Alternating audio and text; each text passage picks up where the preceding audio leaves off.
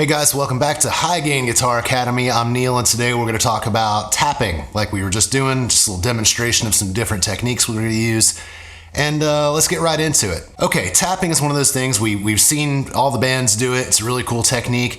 You see it a lot in rock and metal. Of course, that's not to say it's not used in other things, but you know, that's mostly what we're going to focus on here is how to do this using a bit of distortion, because anytime we use distortion, it pushes the notes out, things that would otherwise be quiet, like so, with distortion come out nice and loud, right? So we're gonna have to control the beast, like in the video I've done before, controlling the distortion beast. There's gonna be a lot of muting with our palm hand. We're gonna lay it over all the strings we're not using to kind of keep that extra noise down. Now with the tapping, I like to use my pointer finger. You're gonna see people use sometimes the pointer, sometimes the middle, sometimes they'll use your pick. Some people use the side of their pick for their tapping, like so. And that's not uncommon, and in fact it has its own kind of sharper tone than your finger. The pick will always have a bit more attack than your finger, which has a more soft kind of controlled sound. What I'm mostly going to focus on here is using your pointer finger, okay? So we're going to go through a few patterns. I'll give you a few different techniques, and it's up to you to take the time to practice them, but I will run through them with you now. The first pattern I want to show you, we're going to use our pointer finger, and we're going to place it on the 12 of the little E string. This whole first pattern is going to take place on the little E string. So it's much like a hammer-on. You know when you hammer on a note? We're basically doing that, but with our picking hand. So we're going to reach across here. I'm going to mute all the other strings. I'm going to like rest my palm on those strings so they don't make any noise, right? And then I'm going to basically hammer on the 12th fret with my pointer finger, kind of just with the pad of my finger. It doesn't have to be right on the tip of your finger, just whatever lands square on that fret. So what we're gonna do now is we're gonna take our fret hand. I'm gonna place my pinky on the 7th fret and my pointer on the 4th fret, okay? So for this first example, I'm going to tap the 12, then pull off. So remember when we do a pull off with our fret hand, I like to do pull off towards the ground. Use gravity. Gravity is our friend, right? Give it a little flick off of the string. We're gonna do the same thing actually with your tapping finger. As I pull off, I'm not gonna just lift straight up because that will, see how it kind of eliminates any sustain. The note just gives up. So we're gonna kind of either push off or you can pull in, whatever gives the string a little flick, you know, to keep the sustain going. Like I think for this example, I'll probably just pull up a little bit, okay? So here's what we're gonna do. Tap the 12, pull off to where your pinky is on the 7. Okay, that's our first movement. If you're tapping too hard and your finger starts hurting, ease up. You know, you always wanna use the Goldilocks rule, right? Goldilocks rule is basically something I made up to tell you, not too hard, not too soft, just right, okay? That's how Goldilocks wants it, that's how we're gonna do it. So, pointer, pull off to the pinky, and then you pull off from the pinky to the 4th fret where your pointer was rooted. Okay, it's a 3-part movement. 1, 2, 3. So notice when I start over, all the fingers go back onto the neck. The pointer will stay where it was, the pointer on your fret hand, but the pinky on the 7 and the pointer finger on your tapping hand, your picking hand, will go back to the 12. So everybody kind of starts over. Tap, pull off, everybody back in place. And then you can kind of repeat the cycle. So start slow. Remember, we never practice for speed. We practice for accuracy and consistency, right? So.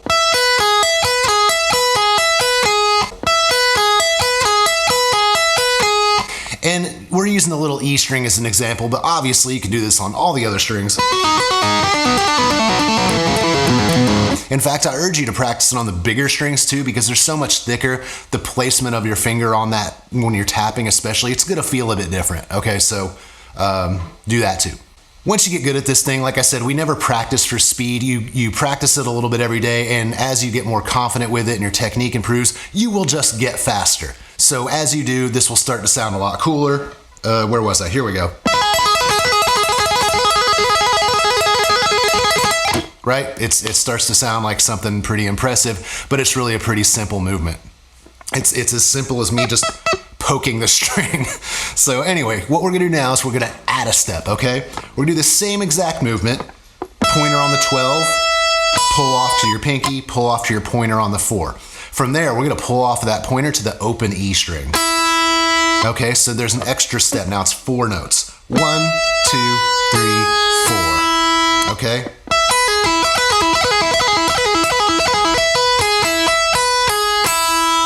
If you need to pause the video, take a little time to work on that, that's what I would do. These videos are more just to give you the technique. It's up to you to take some time to practice this.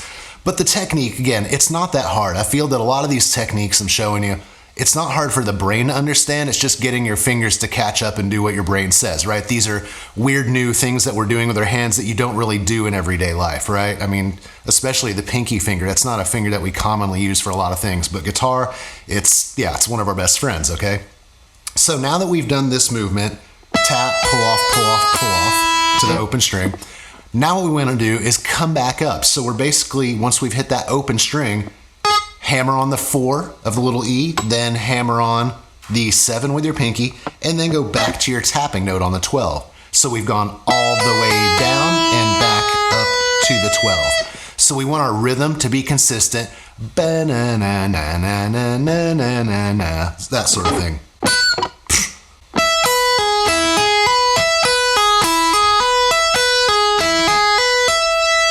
And once you get fast at it, again, it starts to sound really impressive.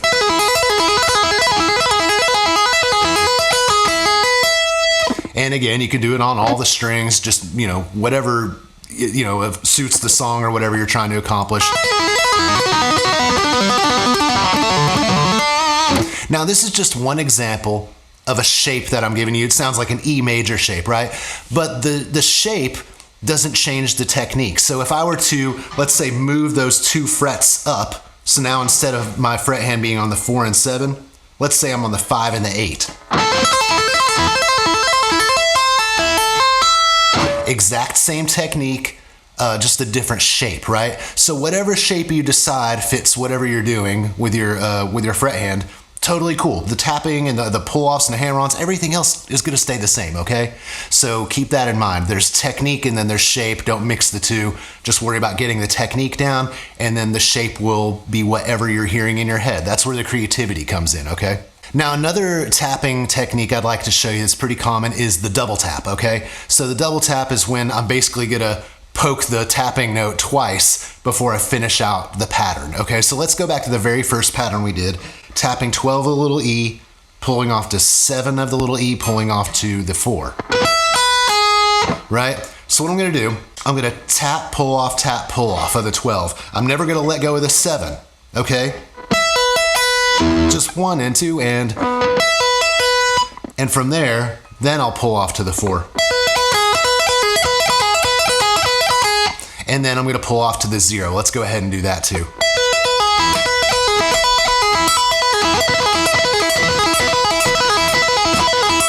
And that just adds an extra layer of awesomeness. I think it just sounds a lot busier, and when you want to impress people and you want to have that kind of, guitar player shredder sound, that's gonna help. And it's, again, super easy. I feel like a lot of these licks are gonna be pretty easy once you get the technique down and train your fingers to do them. Once you're trained to do the technique properly, you can do this stuff in your sleep. I'm not saying it's not hard, but I think you can do it. If I can, certainly you can too, right? Okay, so another technique that you will see commonly with tapping is the tap slide. Now we're pretty, at this point, comfortable with sliding on our fret hand. But what we're gonna do is we're gonna tap a note and then slide the tapping finger. Let's try doing this on a different string now. Let's just try doing it on the G string. And just as an example, I wanna switch it up on you guys so you don't think everything we do is on the little E. So here we go. I'm gonna grab the 12 of the G string and slide it up to the 14. You can also go down. Let's go 12 down to 10. The same rule applies to sliding with your tapping finger as does with your fret hand, where you don't want to push your finger towards the note. You want to pull it, okay? It's always easier if you imagine that someone is pulling your hand towards where you want it to go. So use the weight of your arm, act as if it's being pulled. Don't try to push it. That just makes it more difficult, especially when you're trying to get over these frets. And most modern guitars have jumbo frets. You know, you got these big speed bumps in the road. It's hard to push your finger over them. So kind of have your arm pull those fingers there, okay? So let's show a little bit of that tap slide in action, how I might use that. That's just a simple pattern to show you the technique. You can also do it in reverse, going down the neck. You get the idea. So the slide tap, pretty useful thing to do. And you notice I added in a couple other techniques on our fret hand. I did some slides and some pull-offs. You can really mix and match these things. I feel like all these guitar tricks, right? These little extras for expression, they're kind of like a toolbox. Let's say like, okay, I've got my hammer in here. I've got this flathead screwdriver. I've got, you know, this Phillips head. I've got all these different things, pliers. And depending on what the job is, or in this case, what the song is, I'm going to grab different tools, okay? And once I've built a few chairs, I'm gonna know how to do this pretty quickly. I can just whip these things out. I don't have to think so much about it. So the more you practice all these techniques in the videos, you'll be able to just sort of freestyle put them together. And we're gonna do another video about improvising and doing things on the fly. But these tapping techniques are definitely gonna be a big part of that, I think. Another one that I like a lot is the tap bend, okay? And this is a fun technique you've heard a few players do. It adds a lot of expression and it covers a lot of ground across the neck. Check this out.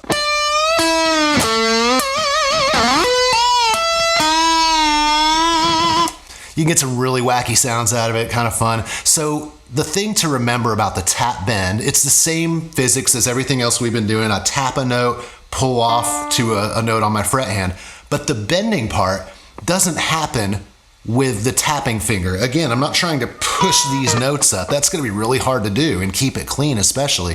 The tap comes from the tapping hand, the picking hand, but the bending is all from your fret hand. So watch, I'm gonna tap, let's say the 15 of the B string, okay? We're gonna go on the B string, I'm gonna tap the 15 and I'm gonna hold down here on the fret hand, I'm gonna hold the 3. So as I tap the 15 of the B, I'm gonna bend the 3rd fret of the B string, like so, just like a normal bend. See, all the bending comes from the fret hand. The tapping hand doesn't do anything. Common misconception. It just sits there and the fret hand does all the work. Now the same goes for another technique, the tap vibrato, and I always think this is a really expression savvy thing to do. It makes it sound a little bit more human voice-ish. So I'm gonna tap the 15 again, and I'm going to vibrato with my fret hand.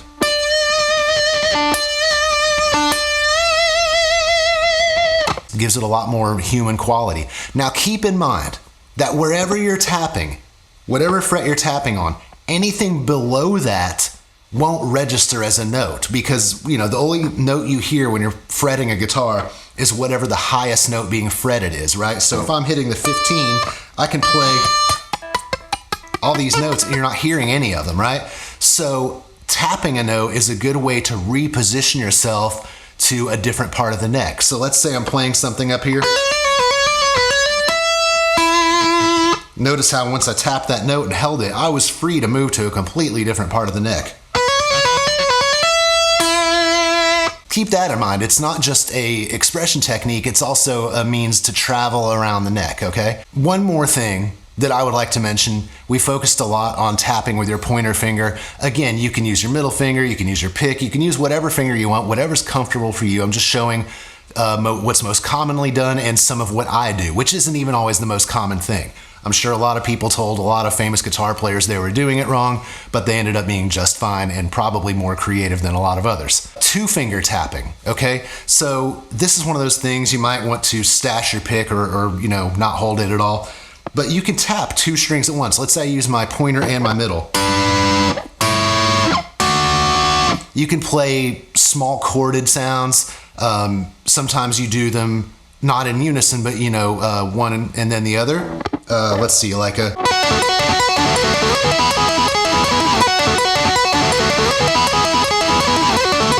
Now, it's not a bad idea to take some of the more notable or famous, versions of this technique from songs and practice those too. Like, here's one that everybody knows.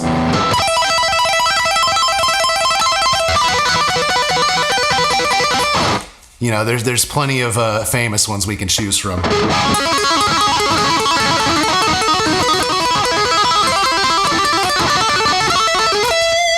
These are all the basics of tapping, and none of the stuff I just did is beyond your doing. You just have to practice the technique.